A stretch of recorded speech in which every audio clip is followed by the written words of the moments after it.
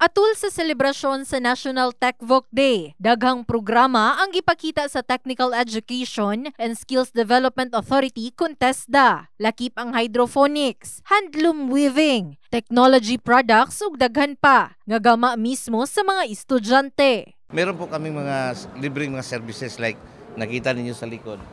Ayan, libreng masahe. Iyan po ay isang private na training provider po natin dito sa Gensan. They are offering massage therapist and other programs nga trade-related.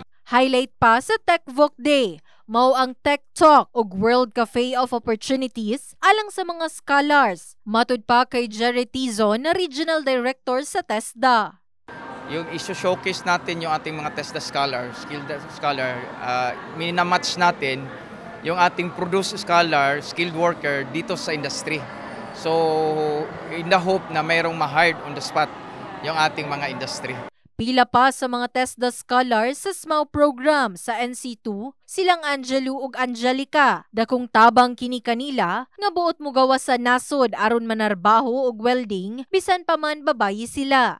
Mostly manggod sa mga kabataan karon is wala na siya di na sila maka-afford mag-college, ma'am. So ang TESDA dako gyud siya og tabang kay ang TESDA wala mo sila pili. So mudawat sila matigulang, mabata as long as kaya nimo ang ilang mga offer na courses. Ingon nila nga lisod ang SMAW pero kung gusto gini mo siya eskwelahan, makatuon jud ka. Like sa ako naigo ko sa pag-welding pero go lang gyapon kung gusto gini mong isa ka pangandoy nga ani nga makaagawas ka. Nakay chance nga mag-abroad. Luyo sa Gensan, duna sa TechVoc Day sa South Cotabato, North Cotabato ug Sultan Kudarat.